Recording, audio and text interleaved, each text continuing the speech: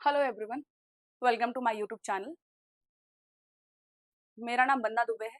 मैंने IBPS SO का exam crack किया है। अभी मैं यूनियन बैंक ऑफ इंडिया में स्पेशलिस्ट ऑफिसर हूँ।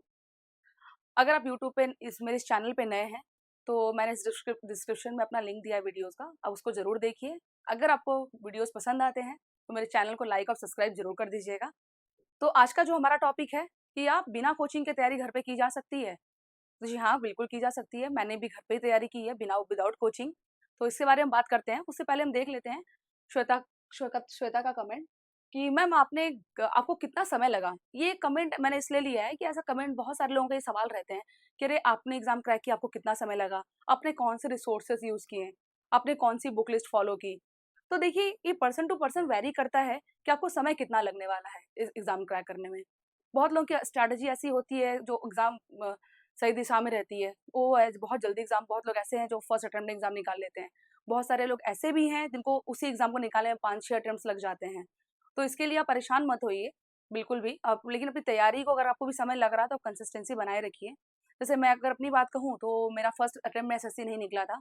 तो सेकंड अटेम्प्ट में मैंने एसएससी और बैंक की साथ-साथ तैयारी की। तो जिससे मेरा बैंक का एग्ज़ाम निकल गया। क्योंकि मैंने सही दिशा में पढ़ाई की कि मुझे पता था कि अगर मुझे मेरे प्रीलिम्स में क्या आने वाला है, मेंस में क्या आने वाला है, मुझे कितना और कितने इस एग्ज़ाम के लिए कितने पढ़ने की ज़रूरत है। तो अगर आप इस चीज़ को समझ लेते हैं, तो आप आधा अपना आपकी तैयारी यहीं पे हो जाती है। चलिए हम बात करते हैं कि कैसे मैंने क्या स्ट्रैटेजी अपनाई, मेरी क्या प्रायोरिटीज़ थी, मैंने कैसे इस तैयारी को घर बैठे किया। तो सबसे पहले तो आप लोग को अपनी प्रायोरिटी सेट होनी चाहिए कि आपको एग्ज़ाम किसका देना है। ऐसे बहुत सारे लोग यहाँ होंगे, कोई एसएससी की तैयारी कर रहा होगा, कोई बैंक की तैयारी कर रहा होगा, कोई रेलवेज़ की तैयारी कर रहा होगा, कि यूपीएससी की भी तैयारी कर रहा होगा। तो सबके अपने-अपने स्ट्रेंथ है, सबकी अपनी-अपनी प्रायोरिटीज़ है। लेकिन हाँ, एक चीज़ एक सेम होती है, वो अपनी तैयारी का तरीका कैसा होना चाहिए। आपका डिसिप्लिन होना चाहिए, आप कैसी कंसिस्टेंसी कैसी है पढ़ाई में आपकी, किस वे में आप पढ़ाई कर रहे हैं, आपका डायरेक्शन कैसा है, ये सबका सेम होता है। सिलेबस और सब्जेक्ट अलग हो सकते हैं, बट पढ़ने का तरीका सबका सेम होता है। तो आज हम बात करते हैं कि ऐसी क्या चीज़ें हैं जो मैंने की, जो कि मैं आप जो मेरी वीडियोज़ देख रही होंगी, ऐसी बहुत सारी लेडीज़ होंगी, बहुत सारी महिलाएँ होंगी जो घर से तैयारी कर रही होंगी, जिनके सामने कई सारे चैलेंजेस होंगे। हो सकता है किसी के आस-पास ऑफलाइन कोचिंग अच्छी ना हो, किसी का बच्चा छोटा हो मेरी तरह। जैसे मेरा बच्चा उस समय केवल 2 महीने का बच्चा मेरा था जब मैंने तैयारी शुरू की थी। तो उसके लिए आप निराश मत होइए, अपसेट मत होइए, आप घर से भी अपनी तैयारी अच्छे से कर सकते हैं। मैं भी उस समय बाहर नहीं जा सकती थी, तो मैंने भी सोचा कि नहीं, मेरा विल पावर था कि मुझे एग्ज़ाम निकालना है और मुझे घर बैठे ही एग्ज़ाम अपना क्रैक करना है, अपने बच्चे के साथ और अपनी ज़िम्मेदारियों के साथ। तो आप भी घर बैठे अपना एग्ज़ाम निकाल सकते हैं, बट उसके लिए अपनी प्रायोरिटी सेट कर लीजिए कि आपको एग्ज़ाम किसका देना है। तो मैंने जो पहला काम किया था, मुझे आज भी याद है कि जब मैं सोची थी कि चलो ठीक है, अब एसएससी के साथ मुझे बैंक भी देना है, तो मैंने सबसे पहले बैंक के सिलेबस को देखा था कि सबसे पहले मुझे पता होना चाहिए कि मैं जिसका एग्ज़ाम देने जा रही हूँ, उसका सिलेबस क्या है। तो सबसे पहले आप एक काम करिए, अपने जो एग्ज़ाम आप देने वाले हैं, उसके आप सिलेबस को अच्छे से नोट डाउन करिए। मैंने तो नोट डाउन किया था क्योंकि मुझे मेरी आज भी हैबिट है कि मैं कोई चीज़ मुझे लगता है कि इम्पोर्टेंट है तो मैं उसको नोट डाउन करती हूँ। मैं प्रिंट आउट या फिर मैं फ़ोन से नहीं कर सकती, मेरे से होता ही नहीं है। तो मैंने सबसे पहले नोट डाउन किया था। आप लोगों के पास आप चाहें तो प्रिंट ले सकते हैं, अपना पीडीएफ का प्रिंट ले लीजिए, अपने डेस्क पे रख लीजिए या अपने रूम में कहीं वॉल पे चिपका दीजिए कि अब मेरा ये सिलेबस है। तो स्टार्टिंग में आपको देख के सिलेबस ऐसा नहीं होना है कि अरे तो बहुत ज़्यादा कंफ्यूज नहीं होना है कि अरे इतना ज़्यादा सिलेबस है, मैं कैसे कवर कर पाऊंगी। फिर मुझे इंग्लिश भी पढ़ना है, रीजनिंग भी पढ़ना है, क्वांट भी पढ़ना है, जीके भी पढ़ना है, जीए भी पढ़ना है, और जो अदर होंगे तो हिंदी भी होगा, बहुत सारी चीज़ें होंगी अदर अदर सब्जेक्ट्स के। तो आपको इसको देखे कंफ्यूज नहीं होना, डरना नहीं है बिल्कुल। सबसे पहले तो आपको अपना छोटे छोटे टारगेट सेट करना है, छोटे छोटे गोल बनाइए आप अपने। जैसे अगर आप मान लीजिए कि अगर आप इंग्लिश का सिलेबस नोट डाउन कर रहे हैं, तो उसमें आप देखिए सारे टॉपिक्स को वन वन बाई वन सारे टॉपिक्स को नोट डाउन करिए। तो उसमें पहला जो टॉपिक है, जैसे मैं पहले जो गलती करती थी वो मत करिए। मैं पढ़ने बैठती थी तो मुझे समझ में नहीं आता था कि मैं ये भी पढ़ लूँ, ये भी पढ़ लूँ। कभी ये पढ़ रही हूँ, फिर इसमें इंटरेस्ट नहीं आ रहा तो मैं इसमें जंप कर जाती थी। ये मजा नहीं आ रहा तो मैं इसमें आ जाती थी। आपको ये बिल्कुल नहीं करना है। आपको पहले सिलेबस देखना है, उसके बाद आपको सीक्वेंस वाइज पढ़ाई शुरू कर देनी है। मान लीजिए अपने नंबर 1 आज टॉपिक उठाया, तो उस टॉपिक को आप अपने यूट्यूब पे आपके पास हज़ारों रिसोर्सेज़ हैं आज के समय पे। आप अगर यूट्यूब पे अगर एक टॉपिक आप नरेशन डालते हैं, तो आपको वहाँ पे उसके 10-15 फैकल्टीज़ मिल जाएँगे, आपको न जो आप नरेशन पढ़ा रहे होंगे। तो उसमें आपको चूज़ वो करना है कि जिसकी बातें आपको ज़्यादा अच्छे से समझ में आती है। जैसे मैंने उस समय मैं पढ़ रही थी इंग्लिश का एक टॉपिक, तो मुझे एक टीचर मुझे अच्छे पसंद आए थे, मुझे मुझे उनके पढ़ाने का तरीका बहुत पसंद आया था। लेकिन जब मैंने इंग्लिश का दूसरा टॉपिक डाला तो मुझे उनसे वो टॉपिक उन्होंने मुझे अच्छे से एक्सप्लेन नहीं कर पाया, मैं फिर मैं दूसरी फैकल्टीज़ का देखी तो मुझे उनका वो टॉपिक अच्छा लगा।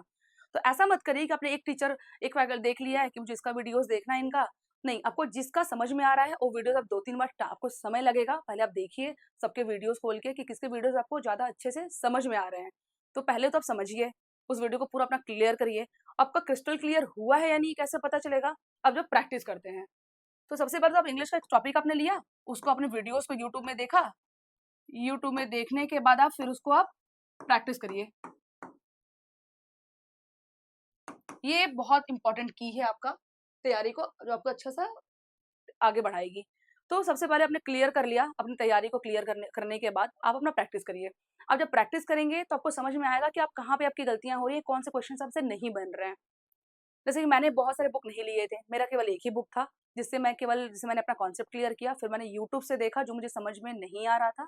फिर मैंने मॉक लिए थे, बहुत सारी टेस्ट सीरीज ले रखी थी और बहुत सारे क्वेश्चन पीडीएफ, मुझे जहाँ भी पीडीएफ मिलते थे जहाँ पे क्वेश्चन ज़्यादा हैं, जैसे कि मैं अगर आज मैंने एक कोई टॉपिक उठाया है, तो मैं दूसरा टॉपिक पे जाऊँ नहीं करती थी।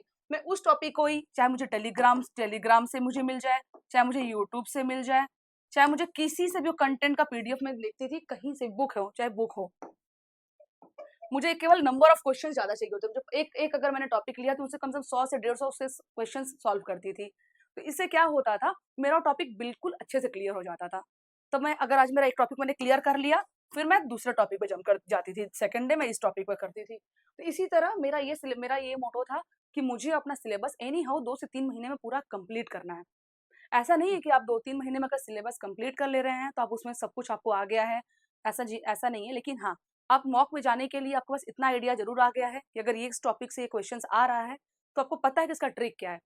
वो बने या ना बने वो बात की बात है, लेकिन आपको पता होगा कि इसको बनाना कैसे है, इसका रूल। अगर आप क्वांट का कोई दे रहे हैं सब्जेक्ट, टॉपिक पे कर रहे हैं, तो आपको पता है कि इसको किस ट्रिक से बनाना है। अगर आपको ट्रिक पता है तो आप प्रैक्टिस कर सकते हैं। अगर आपने सिलेबस ही कंप्लीट नहीं किया है, तो आपको पता कैसे चलेगा कि आप अभी कितने डेप्थ में हैं, आपको कितना भी मेहनत करनी है। तो मैंने क्या किया, सबसे पहले मैंने सिलेबस को 2-3 महीने में पूरा कंप्लीट कर लिया, सारे जितने मुझे जो सब्जेक्ट्स पढ़ने थे। उसके बाद मैंने एग्ज़ाम पैटर्न देखा कि क्वेश्चंस कैसे आ रहे हैं, और प्रीवियस ईयर के पेपर देख लीजिए। उससे आपको बहुत हद तक आइडिया मिल जाएगा कि आप जिस तरीके से पढ़ रहे हैं, वो सही तरीका है या नहीं है। और आपने जो पढ़ा है, उसमें उस प्रीवियस ईयर के क्वेश्चंस के लेवल कैसे आ रहे हैं, ईज़ी हैं, मॉडरेट हैं, डिफ़िकल्ट हैं। तो उस तरीके से अपने प्रैक्टिस के क्वेश्चंस भी ऑप्ट करिए आप। जैसे कि मैंने जो सीरीज़ ले रखी थी बहुत सारी, तो उसमें मैं देखती थी, पहले मैंने ईज़ी लेवल देती थी ताकि मेरा मोटिवेशन थोड़ा-सा बढ़े कि नहीं मेरे नंबर आ रहे हैं। सबसे पहले आप एकदम डिफ़िकल्ट वाली सीरीज़ में जंप मत करिए मॉक में, उससे आपका मोटिवेशन लेवल बहुत डाउन हो जाएगा कि अरे मेरे नंबर ही नहीं आ रहे हैं, मेरी तैयारी ही नहीं है। सबसे पहले तो आप ईज़ी लेवल चूज़ करिए ताकि आपको मोटिवेशन आए कि हाँ, मेरा हो रहा है, मैं कर पाऊँगी, मेरे नंबर अच्छे आ रहे हैं।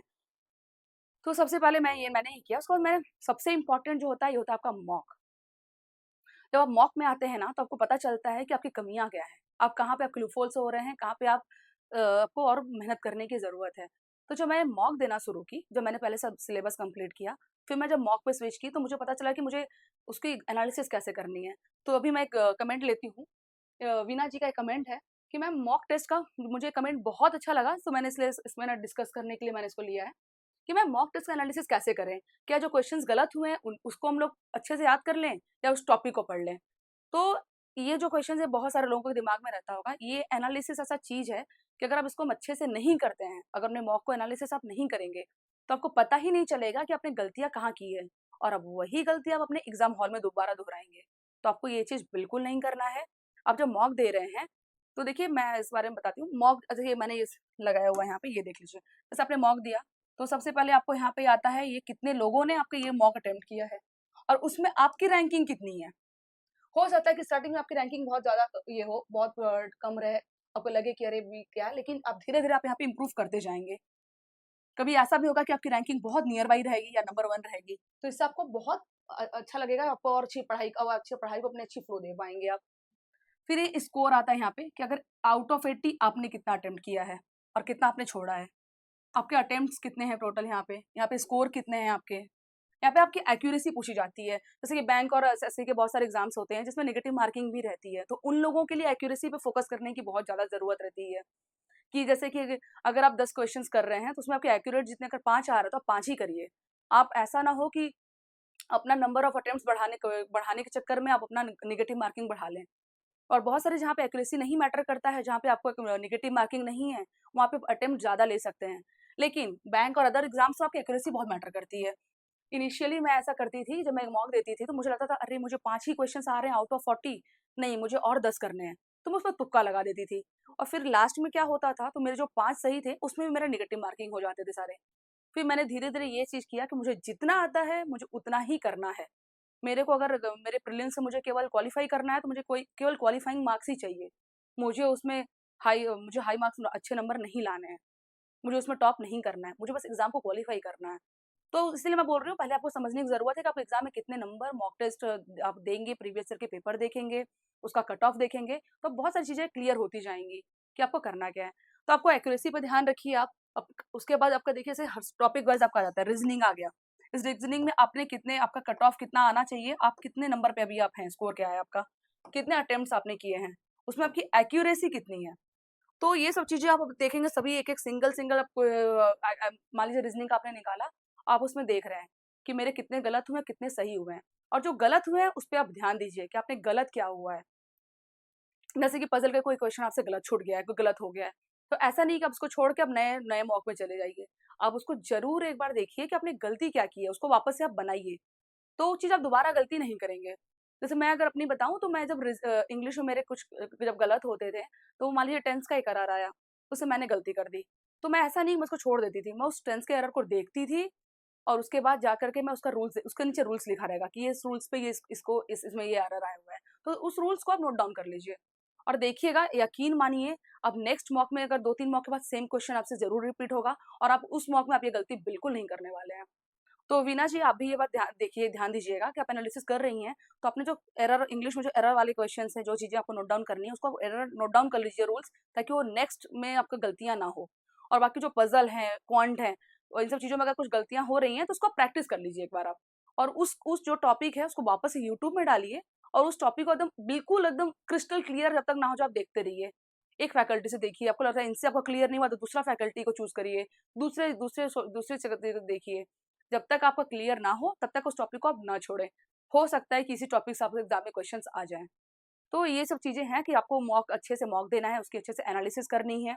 एनालिसिस बहुत इम्पोर्टेंट होता है क्योंकि आपको पता चलता है कि आपकी क्या कमियाँ हैं और प्रैक्टिस, आप जितनी प्रैक्टिस अच्छी करेंगे, जितना अच्छा प्रैक्टिस करते रहेंगे, कंटिन्यूअस प्रैक्टिस करेंगे, डेली अगर आप पढ़ रहे हैं उसका प्रैक्टिस करिए।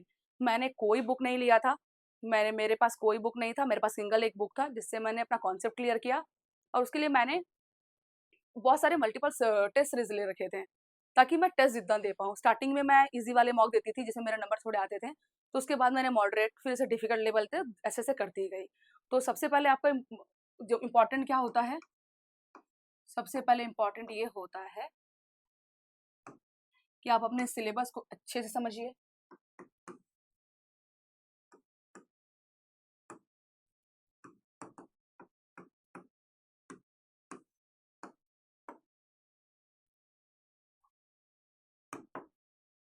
सबसे पहले अपने सिलेबस को आप अच्छे से समझिए, उसको आप इग्नोर नहीं कर सकते हैं, पूरे सिलेबस को समझना होगा आपको, देखना पड़ेगा क्वेश्चंस क्या पूछ रहे हैं, उसके कैसे क्वेश्चंस एग्ज़ाम में पूछे जा रहे हैं और उसका प्रीवियस ईयर का पेपर देख लीजिए आप।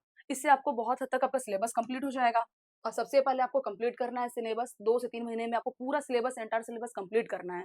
उसके बाद ही आप मॉक पे जाइए। ऐसा नहीं है कि आप सिलेबस कंप्लीट नहीं, आप मॉक पे चले गए, तो कोई फ़ायदा नहीं होगा आपके मॉक देने का। तो सबसे पहले सिलेबस कंप्लीट करिए, फिर उसके बाद आप मॉक टेस्ट पे जाइए। मॉक टेस्ट ऐसा चीज़ है जो आपको बताएगा कि आपकी तैयारी कितनी हुई है। बोलते हैं ना डर होता है इंसान को कि आपको डर लग रहा होगा, अरे मैं अभी मॉक दूँगा मेरे नंबर खराब कहीं ना आ जाए। आपको ये डर तो हटाना है बिल्कुल, क्योंकि कोई भी ऐसा जो तैयारी कर रहा होगा एस्पिरेंट्स कोई ऐसा नहीं होगा कि इसका फर्स्ट मॉक में बहुत अच्छे नंबर आ जाते हों। हर किसी को टाइम लगता है, तो स्टेप बाय स्टेप आप आगे बढ़ेंगे, तो इसके लिए आप डरिए मत, मॉक दीजिए। उसके बाद उसकी एनालिसिस ज़रूर करिए। एनालिसिस करना बहुत इंपॉर्टेंट है। अगर आप पूरे हफ्ते क्या पढ़ रहे हैं, पूरे हफ्ते आप पूरा तैयारी करिए, एंड में वीक के उसको रिवीजन करिए, मॉक दीजिए और मॉक की एनालिसिस पूरी अच्छे से तैयारी करिए आप। तब जा करके आप अच्छे से आप छोटे-छोटे गोल बनाइए। छोटे-छोटे आपके गोल रहेंगे ना, तो आप आगे बढ़ते जाएँगे स्टेप बाय स्टेप, आपको टेंशन भी नहीं होगा, ना आपको डर होगा कि अरे मेरे मॉक खराब जा रहे हैं या हो रहा है। तो बोलते हैं ना कि बेगर्स कांट बी चूज़र्स। सो आपको कोई भी एग्ज़ाम है, आपको एक एग्ज़ाम निकालना है, उसमें कितना भी सीट है, आपके लिए मैटर नहीं करना चाहिए। आपकी तैयारी ऐसी हो कि अगर 10 सीट है, तो 10 में 1 सीट आपका होना चाहिए। तो सबसे पहले एक आप जॉब ले लीजिए गवर्नमेंट जॉब, उसके बाद अदर जॉब की भी आगे आप तैयारी करते रहिए। उसमें कोई प्रॉब्लम नहीं है। लेकिन आपको एक जॉब लेना है, आपका ये होना चाहिए पढ़ने का तरीका। सबसे पहले सिलेबस देख लीजिए, मॉक टेस्ट दीजिए, एनालिसिस करिए। इस तरीके से आप अपनी तैयारी को आप घर बैठे कर सकते हैं, कि बहुत सारे लोग होंगे जो बाहर नहीं जा सकते हैं। और बहुत सारी बुक्स पे आप मत जाइए। आपके पास जितने ज़्यादा रिसोर्सेस होंगे, आप उतने ज़्यादा कन्फ्यूज़ होंगे।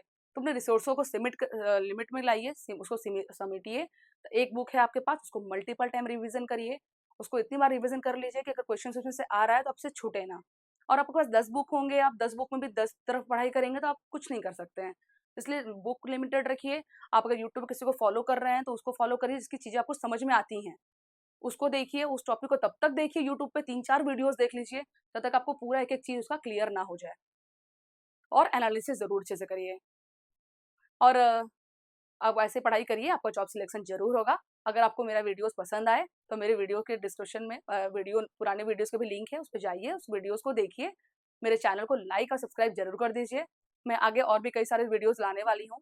और मेरा नेक्स्ट वीडियो होगा कि ज़ीरो से कैसे करें बैंकिंग की तैयारी। वो वीडियोज़ भी बहुत जल्द लाने वाली हूँ आप लोगों के लिए। और अगर आप लोगों के कुछ भी क्वेरीज़ हैं श्वेता और वीना जैसे, तो आप कमेंट में ज़रूर डालिए, और किसकी तैयारी कर रहे हैं ये भी बताइए आप, ताकि मैं उसके अकॉर्डिंग वीडियोज़ आप लोगों के लिए ला पाऊँ। Thank you so much.